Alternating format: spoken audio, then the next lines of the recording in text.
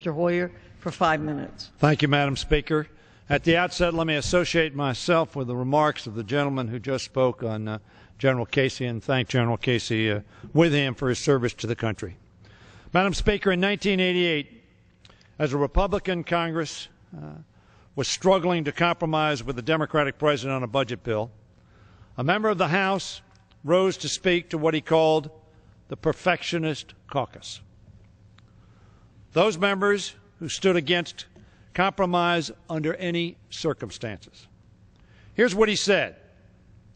Now, my fine friends who are perfectionists, each in their own world where they are petty dictators, could write a perfect bill. It would be about 2,200 of their particular projects and their particular interest and their particular goodies, taking care of their particular states. But this speaker said that's not the way life works in a free society. In a free society, he said, where we are sharing power between the legislative and executive branches, compromise is precisely the outcome we should expect to get. Those words were true then when Newt Gingrich, the Speaker of the House, said them, and they are still true today. In the last election, Americans voted for shared responsibility. Without both parties' willingness to compromise, however, to take less than 100% of what they want, there will be no solution to our most pressing problems, including our debt.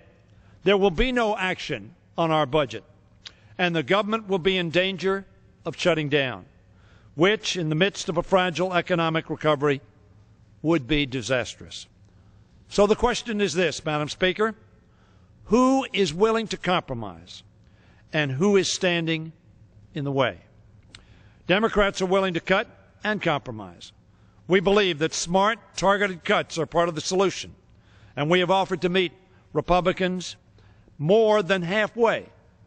The Republican leadership initially proposed $73 million in spending cuts. Their conference rejected that proposal and demanded $100 billion in cuts. Democrats have offered $51 billion. And signal a willingness to move toward the $70 billion figure suggested by the Republican leadership. Very near the Republicans' original goal, provided that we can agree on cuts that don't cripple our economic recovery and undermine our shared values. Cutting 200,000 children from Medicare, from Head Start, is not, I believe, a value we ought to support. Adversely affecting 9 million young people's ability to go to college and make us a more competitive society is not one of those values either. Substantially reducing our ability to participate in basic research, which will grow our economy, create innovative ideas, and spur invention is not one of our values. In my view, the H.R. 1 that passed this House did not represent America's values. Yes, we need to become fiscally disciplined, but we need to do it in a smart way that reflects our values.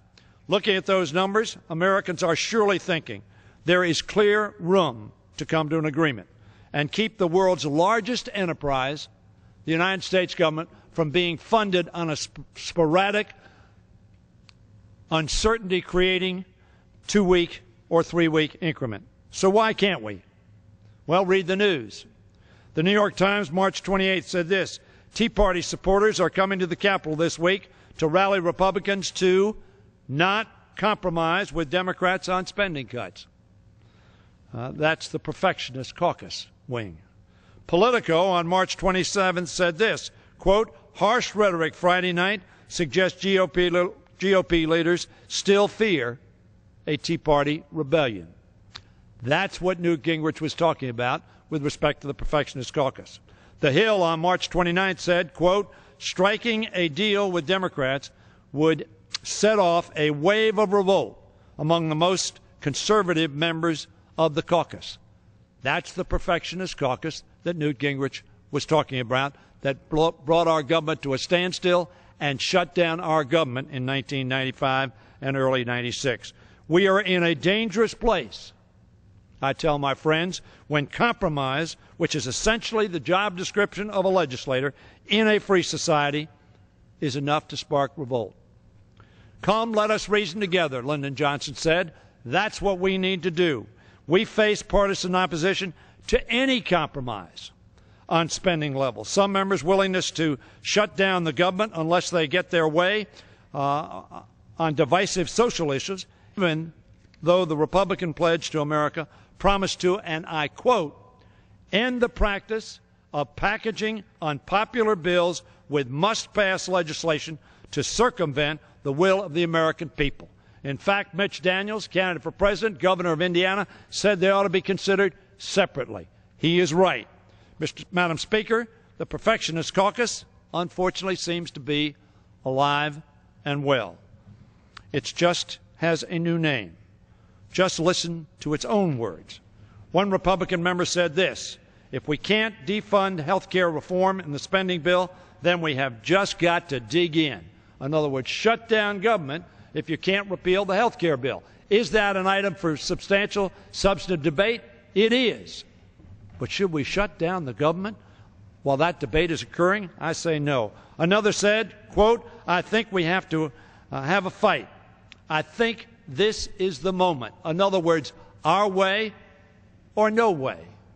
I don't think that's what the American people voted for. Another said this: I don't see any room for compromise.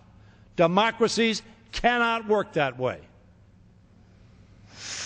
As Newt Gingrich said, we're elected from different constituencies by different people with different views, and they expect us to come here, all 435 of us and all 100 in the Senate, and make reasonable compromises to move our government forward.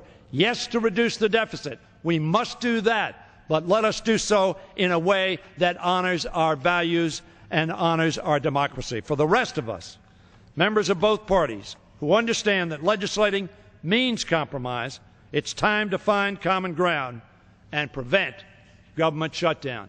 And I yield back the balance of my time. The chair recognizes the gentleman from Pennsylvania, Mr.